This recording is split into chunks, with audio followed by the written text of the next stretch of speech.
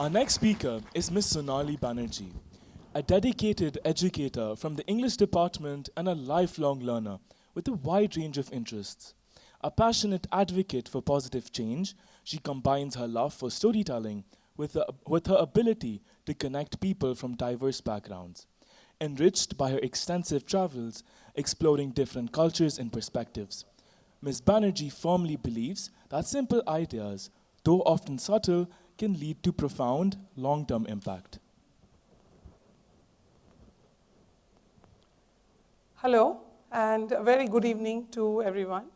I'm Sonali Banerjee, and I'm here to share my story of riding the winds of change with all of you. I know my stories will be slightly different from the children's stories that we are already listening to, but I'm sure there are people who would like to listen to the stories of days when AI was not there and how all of us were introduced to all this. So I was born in an island far from the mainland of India. Moving from there, I spent my childhood in a beautiful cantonment surrounded by lush green forests and snow-capped mountains. As a child, I was very responsible, obedient, and sensitive. From there, I became a young person who led, I would say, a reasonably unconventional life. From there, I understood that change is my partner for life. Because it's like sometimes I am after change, sometimes change follows me. So when I got to hear that the theme for this year's TEDx is riding the winds of change, I didn't know I was going to speak, but the first thoughts that occurred were, well, if you really want to share some stories of change and you want to share the stories that you've experienced, then you must have lived on this planet for about 4 or 5 decades, probably like I have. But then now listening to the children, I know that I was not right completely. Anyway, so when the opportunity came to me, I was less excited and more afraid. I was nervous. Not so much because I had to speak in public, but for the very reason that, you see, in order to reflect on my journey, I will also have to end up revealing my age to all of you. And I was very, very worried about that. Because for women, you see, you can talk to them about their beauty, their grace, their intellect, their achievements, but the moment you discuss their age, or even expect them to discuss their age, like I'm doing today, you would be doing something like touching the third rail, right? So that was my anxiety. Nevertheless, I decided to keep aside my nervousness or my anxiety about sharing my age, and I decided to share my story authentically and effectively with all of you, without the fear of sharing my age with all of you. So this is a disclaimer. This is my story.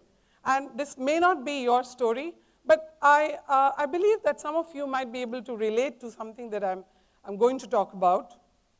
But aren't we all weaving our beautiful, unique stories of change every day? So this is just one of that. And I will now take you back to the 20th century, the end of the 20th century and the beginning of the 21st century. Now, did I sound like I was from the Egyptian mummy's age or something? Yeah, because I'm talking about transition of centuries here. Well, the first big change that impacted the youth of my generation was the advent of computers. Now, I would like to tell you this, that I was in my school to collect my reports, graduated high school, and there I go, and I see this box, which looked similar to the typewriter, but not as, as compact as that, a little bigger than that. So maybe some of my friends would have believed that this could be a magic box that could, grant your wishes, but I underestimated it. I thought, oh, this must be something, just a better version of the typewriter. I didn't see it coming.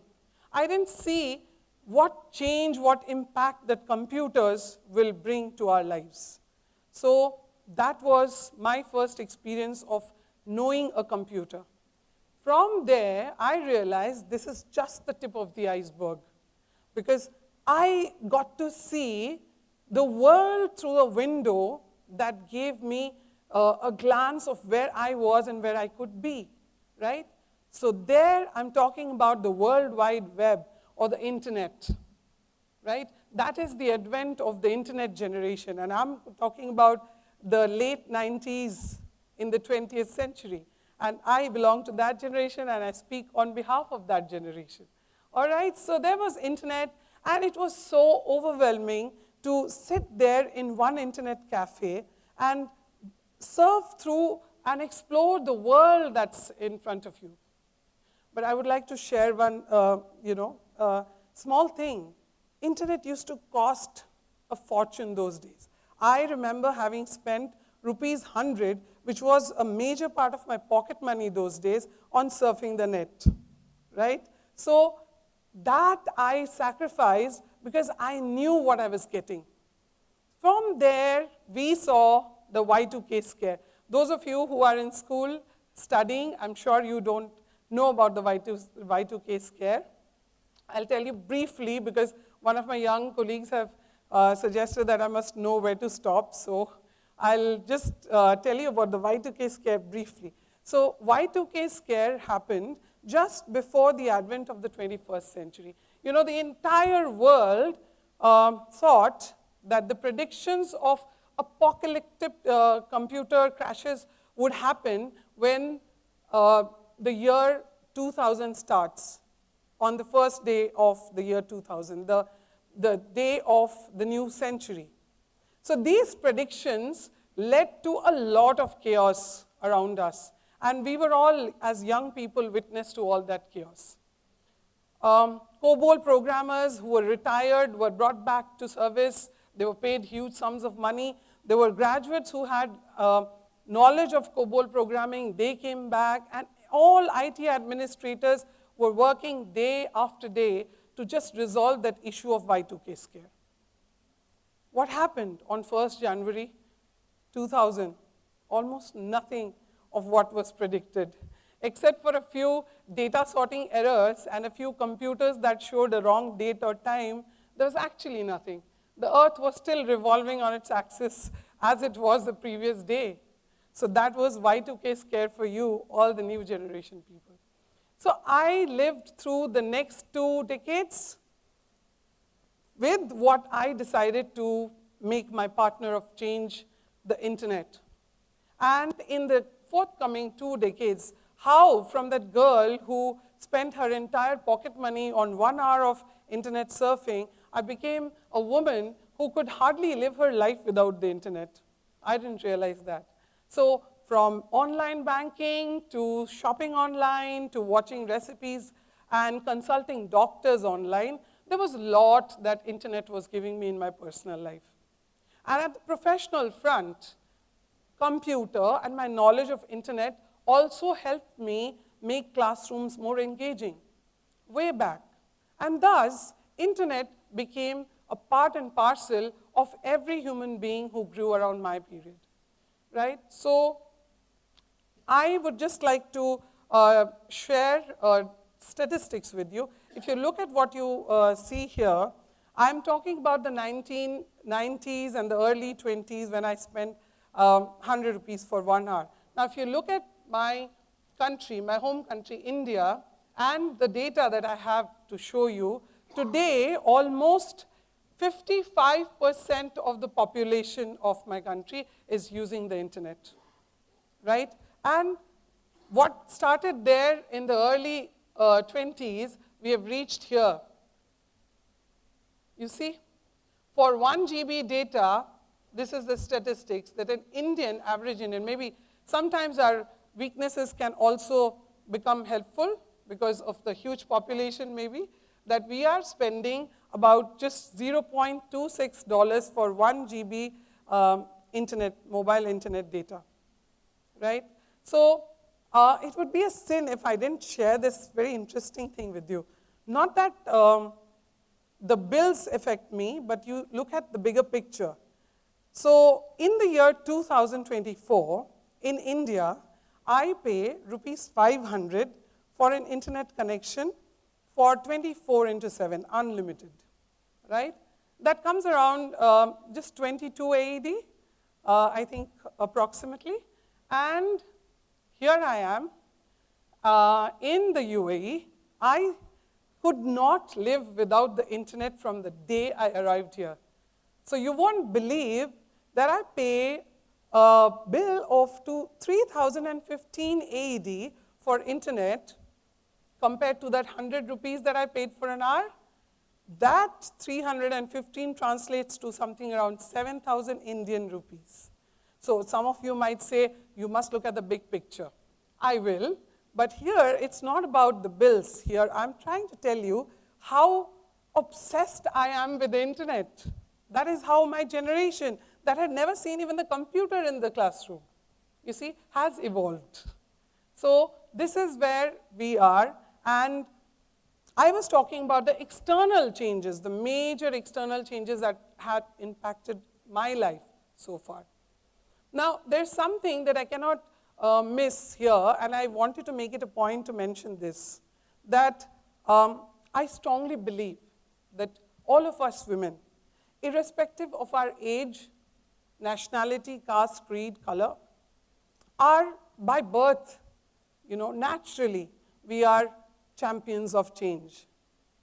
Why I say that, gentlemen, no offense intended here, because I'm probably not in a position to share what kind of journeys you have and how you deal with changes. So I'd just stick to talking from a woman's point of view. So we deal with changes every day, from hormonal to physiological to emotional changes. And one interesting fact that all of us know, but sometimes we need to talk about, is that we were never taught how to deal with these changes.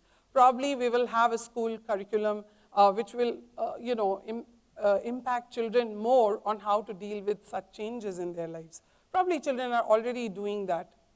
But we always handle that problem or that change with grace and smile, with a few exceptions of those tantrums and mood swings here.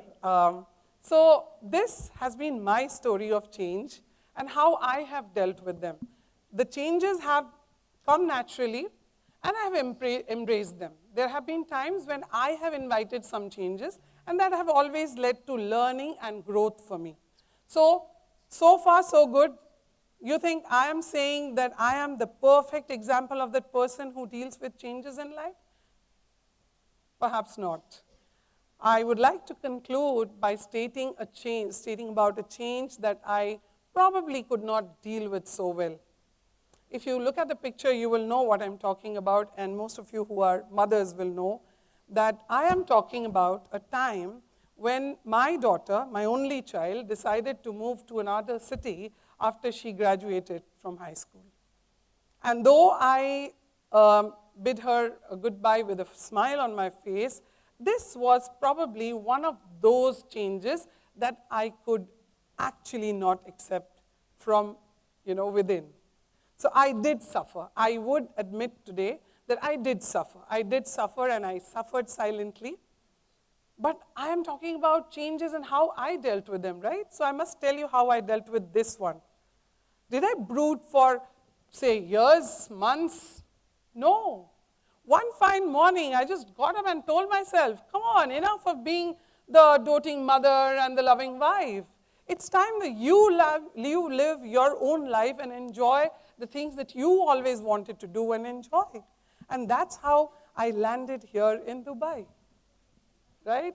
So this is what I am living, the life of changes within my phase and my path of journey of life. So here I would like to just tell you that for me, change has been synonymous with chance or opportunity. So for me, when I look at a change, I always try to look at the opportunity that lies within it, and I embrace it. There have been times that things have been difficult, but then it is always good not to resist.